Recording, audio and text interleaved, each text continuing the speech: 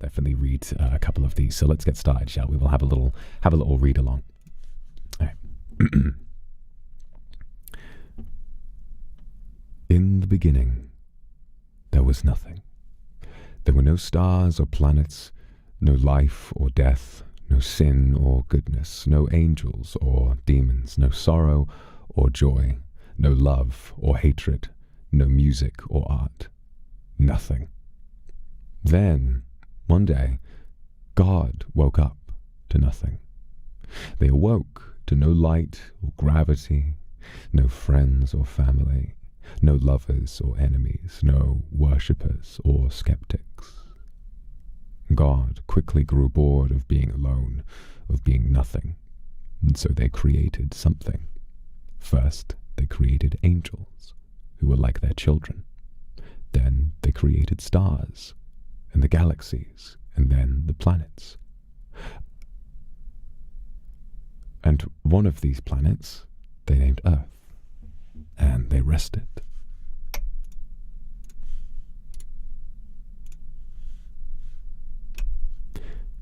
And when God awoke again, they weren't alone anymore. Then God created humanity. Around this time, some of God's children rebelled, and they punished them by throwing them into a lake of infernal fire, where they became demons. And one of these demons was Vox Akuma. Interesting perspective. When the sun wakes, I wake too. But the sun never really sleeps, does it? It sets in one place and rises in another. Therefore, the sun never sleeps, which must mean neither do I. I never sleep, not anymore. Instead, I spend my days endlessly watching my beloved creations in all their simplicities and complexities, their horrors and beauties. I watch their small lives start and end in a fraction of a second. Yet, despite the billions of years and lives that started from dust and returned to dust, familiar faces always tend to present themselves in the most unexpected of moments. I watched as the sun slowly rises over the coast of land the humans called Neon. I gazed lovingly as the sun in all its glory brings warmth to Neon's people, to chase away the colder season which hunts them like a mountain lion. I look upon the snowy terrain, cloaked in a thin, white blanket that gives no warmth. I look, and there he is, that red devil, the voice demon Vox Akuma.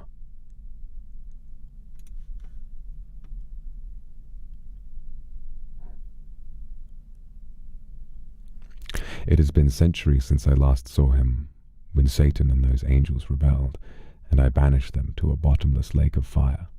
I wonder if he remembers that. I heard a lot of the fallen angels do not, but there are some special cases.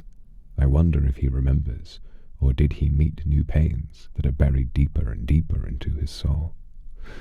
I remember how beautiful he was, how brightly he shined.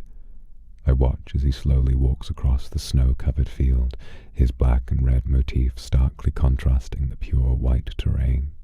Does he know I am here watching him? Does he notice me, or is he pretending I do not exist? I watch as he gently lowers himself to the frozen ground and lays there, his face pointing upwards towards the sun. Isn't he cold? Does the cold still bother him, or has he gotten used to it, like how Satan got used to the never-ending heat of Inferno? As he is about to close his eyes, either to sleep or die, his gaze locks on mine. Time stops, as we stare at each other. He sees me now. I say nothing. He says nothing. We do not exchange pleasantries or obscenities. What could I say? No words in my whole universe are appropriate for this moment. He looks at me, at the heavens in complete horror, as we look back at him with pity. All the atrocities he committed, all the horrors he conjured, they were nothing compared to what the heavens and I have committed. His crimes are merely a snowflake on Everest, while ours are the whole mountain. Yet despite this he feels shame, empathy, and regret. How does he do that? I almost envy him. I wish we knew what those emotions are. We know no shame, empathy, regret, or mercy. I almost want to reach out and pat his head, hold him in my arms and tell him everything will be all right. Yet I do not, for I do not know of empathy. He stares at me for many moments, and I grow impatient. Get up, Vox Akuma. Get up. Why do you rest? Why do you get rewarded? Why do you think you deserve freedom when those you killed are still being endlessly tortured within you? The heavens and I turn away from him. This will be the last time we ever see him.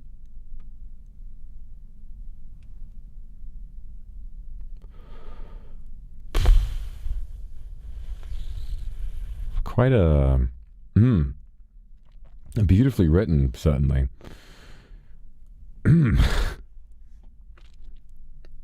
Yeah, quite a you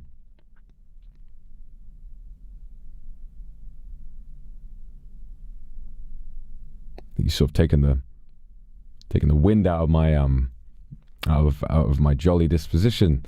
But it's very good. No, it's very good. I'm glad that, if anything, I'm glad that sharing more of my story and what I'm scared of, it inspires writing like this. Net positive, certainly. Really beautiful stuff. Thank you. Vals, thank you. Yusu, Roku, Chilik, thank you very much for the super. Happy 2nd anniversary. Well, nice. Okay.